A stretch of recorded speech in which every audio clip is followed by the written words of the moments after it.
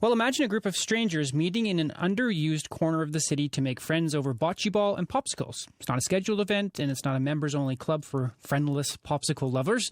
These are Edmonton Chill-Ins, a grassroots non-event organized by university student Andrew Hawryluk. He's here in studio to tell us more. Good morning, Andrew. Good morning. So what is a chill-in? Well, it's a non-formal event where people can get together in a park where essentially to socialize and just to kind of interact with one another when the times that we usually get in the summer months, I guess, to break people out of their shells from, not interacting with each other in the winter. And it doesn't have to be organized around a festival or a sports event, or it's just show up. Precisely, yeah. I think the whole idea is that we have enough events that are formalized or they're one-offs, like Purity Ring playing in Churchill Square. That's an event, and there was lots of people that came out, but everybody came out because there was something rather than just to actually go out into a park like many people do in other cities. How many have you done now? I've done 2, and they've ranged from, I'd say throughout the day from about 25 to a maximum of 25 to 30 people at once. But of course, from noon to 6 p.m., not everybody likes to stay for, 6 hours. Right. And where were the first couple ones? They're in Gazebo Park or William McIntyre Park in Old Strathcona. Yeah.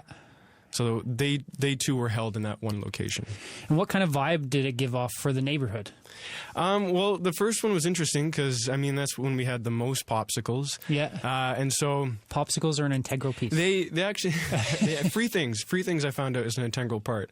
Well, there was about 10 of my good close friends that showed up, and then there's friends of friends and friends and friends of friends, and some people's parents showed up and some dogs and whatnot. But a friend of mine had a giant painting, I'd say about 5 by 10 feet on the floor, like on the grass, and I was going around giving people popsicles, so people kind of came and left and mingled, and it was one of the best parts about it. That's what it was all about, pretty much. How do you go about picking the underused spaces? I guess, what do you mean by an underused space? Well, an underused space, Gazebo Park, I feel, is quite underused, just because when you walk by it on a typical Friday or Saturday, you don't see its full potential used like you would in other cities. My examples were Dolores Park in San Francisco or the Tam Tams at Mont Royal in Montreal, where you go on a typical day on a Thursday or a Sunday and say, well, what do we do? It's like, well, you go to the park and there's hundreds of people there. Yeah. The legislature grounds is a good example, but it's not in an urban area. So if you want to grab something to drink or something to eat, or some people, if you want to grab a beer or something, because you can't bring to the park in Edmonton as you can in other cities. Yeah. So the proximity allows that ebb and flow of people leaving for an hour and coming back quite easily. Okay, so that's number 2 requirement, aside from popsicles, is to be close to something where you can get a drink, get a snack, amenities, Precisely. Where are some of the other locations you're thinking about? Well, at the end of the month, we have an event coming up, thanks to Andrew Gonzalez from Lucid Lifestyle and Refuge Music Yeg. A good friend of mine, Carl Troutman, is part of Refuge Music. So he's helping me get some DJ equipment and some music provided. We're going to have it in an alleyway in Old Strathcona. So we're trying to move away from just popsicles to barbecues, things like that. So we're going from a non-formal or an informal event to slightly more formal. Right. Edmontonians do need that little bit more formal kind of catch, but it's a good thing just to kind of do things nonetheless. And the Make Something Edmonton DIY project for this coming weekend kind of got me amped to, okay, maybe I actually have to really do something this time. Right.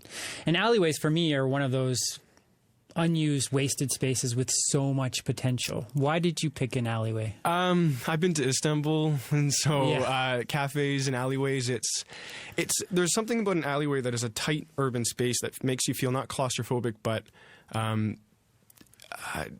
nestled. I don't know, that's the best word can kind of feel. Kind of not squished, just nestled is a good way to put it. Word. I haven't heard the word nestled in quite a while. Nestled in an alleyway in Edmonton, and usually alleyways in Edmonton are associated with rather like unfavorable kind of things like garbage cans and whatnot, or unsavory smells. But there's so many alleyways in Edmonton's older neighborhoods that it's a huge public space that is not used, and that's a big thing about this project. Why is this so important to you? I can tell, like, your passion is just coming right through the radio, right? So why is it so well, many important to you? Edmontonians, I'm 25, so many Edmontonians my age have already traveled and been elsewhere. My feeling is that, and many of my friends have left because they say, oh, we've seen these things elsewhere. Let's go be with those things. Yep. Other than we have a blank slate in Edmonton. Edmonton is a young city, a very car-centric city. So we have a lot of infrastructure that can be reinvented and used for better purpose. And so I see a blank slate and a lot of chances to expose Edmontonians to just rediscovering their social interaction with one another and their use of urban space. I was at an event last Friday speaking, and everyone was basically younger than me. And there was one guy there, he was 18 years old. I think we said he goes to Old Scona. And he was telling me about how he was going away for school, but he wanted to come back here to build Edmonton. He wanted to make it the place that you're talking about. Do you think we've flipped the switch, like we've turned that corner now? I think, in the last 5 years especially, I think we've turned that corner where Edmontonians are like, oh, good things are out there. I'm going to leave. I'm going to go do those things. That's still happening, but people are coming back. It's always good to get out. The one thing you don't want to do is get stuck in one city and absorb everything in that one place. Like a good education, you want a great broad spectrum of knowledge. And when you leave, you bring back things that you can translate to your own urban space and make it unique and make it applicable to where you are. So I think Edmontonians are coming back or staying because they see that there's roots to be made, and I think there's a pretty good blank slate here. We're getting a lot better in Edmonton. There's more opportunity here. Definitely. And the other thing, that we talk about on the show all the time, when Mark is here, the usual host, he's out at events all the time, and just the support for movements like yours, the supports for a little program I run called Free Footy, which is a free after-school soccer league for inner-city kids.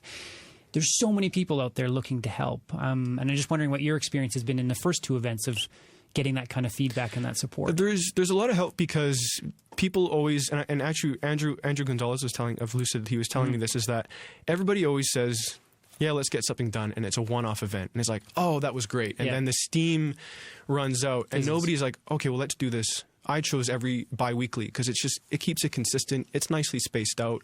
So if you keep it consistent, even if 5 people show up to one event, or if I'm not there, I don't have to be there all the time. It's just to keep it consistent. It's like, hey, it's Sunday, I have nothing to do.